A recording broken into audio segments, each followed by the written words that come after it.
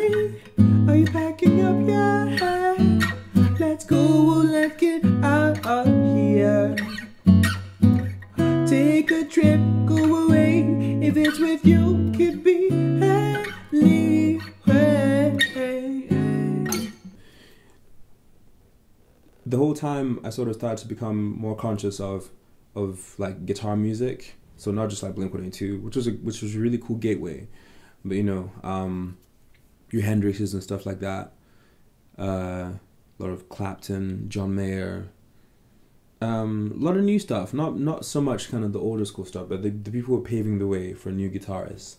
And all the while I was listening to a lot of Fall Out Troy, because like I said, this guy was like, I idolized this guy just for the way he was able to play guitar and like shout and like sing and do all these like crazy hammer-on pull-off stuff at the same time. So I kept kind of following what they were doing as an outfit.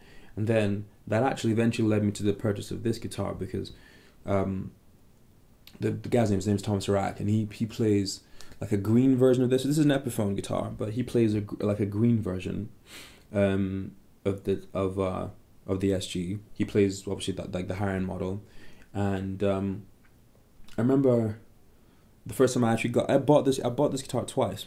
Not this exact guitar, but this exact model. So this is an Epiphone, this is an SG,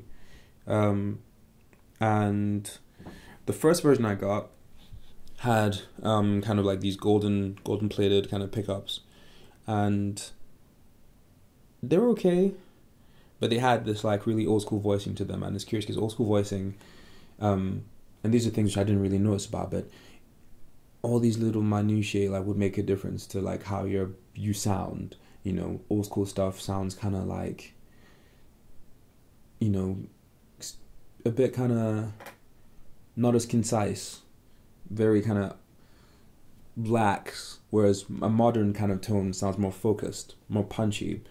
And when I ended up buying this guitar the second time, because I sold the previous one, and then I saw this one, there's a guy down in London, and he put this off on eBay, and I went to meet him at a train station in London, literally dashed away from my family while they were in London for like half an hour to go meet this guy in like the middle of nowhere at the train station, picked up this guitar. And I remember when I plugged it in the first time, and it just had this like roar to it, because the pickups which are being used in this guitar, so these are modern, it's kind of more modern sounding, more modern voice, and they just have this aggressive like growl to them. Now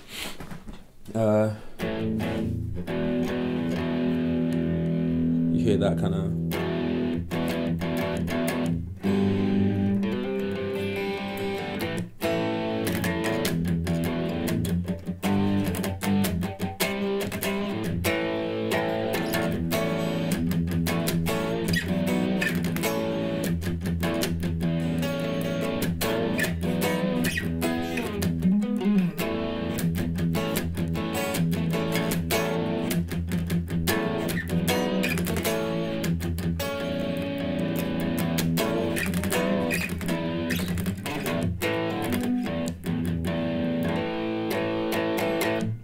just, you hear it sounds like rock.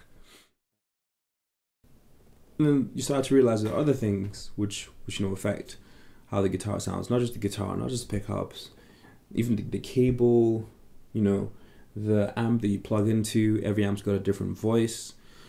You know, the effects you use, basically all different ways of kind of, like, you're saying the same thing, we're saying it a bunch of different ways.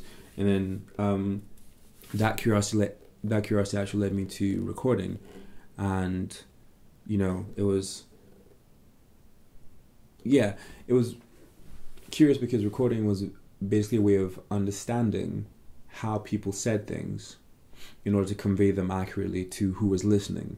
So, you know, for ages I would just have like a basic recording setup. I plug anything into whatever and just be like, yeah, that's fine, let's record, and that was it.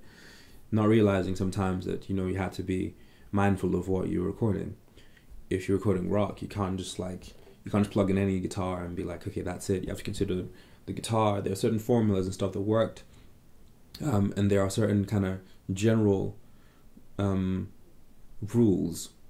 Now, these rules rules are meant to be broken, but it was always important to understand like what was so important, like what had gone before. Basically, there's a reason why, you know, Led Zepp and stuff will plug in a Les Paul into a Marshall stack and get this like, or a high-watt stack and get this amazing roar out of it. And I think I became fascinated by that.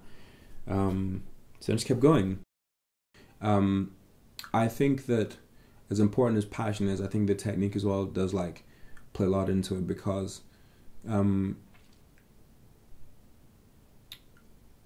again, I've always come back to this analogy of speaking a language. You know, in order to speak the language well, you need to have the right vocabulary. And, you know, there are certain things which you'll have in your head musically and need to be able to express them. You can only express them if you have like technique which will let you express it. So very often I think that the two kind of will go hand in hand. I don't think you can have, you know, either or. It needs to be both of them. I think passion is probably more important, because you do get a lot of people with great playing technique who just can't really emote. And I think, again, music is a lot about emotion. You have to feel sort of what's being played. It needs to touch you in some way, touch your soul. So yeah, I think they're intertwined. When it comes to recording, again, it's a whole different skill set, because I think that like, because you're under the microscope at that point. So there's a lot of people who, you know, you'll see them on stage and they will absolutely, you know, they'll shine on stage. And then you put them under the spotlight and they kind of struggle, because all of a sudden every aspect of their playing has been scrutinized. You know, so they'll sit there and they'll play something which they've played hundreds of times flawlessly, and they'll make minute mistakes just because of that pressure. So conversely, you'll get people who, you know, they'll sit there and you'll just tell them what you want. I call them point and shoot, and they'll sit there and you'll be like, I want you to play this at this tempo, or I want you to dig into the strings this hard, and they'll sit there and they'll just do it, and that's it, done, you know. So yeah, separate skills, but all kind of important together. So let me be your ecstasy, yeah. You and I, let's fly tonight. All will be alright. Oh, so let me fix you. Oh, yeah. Oh.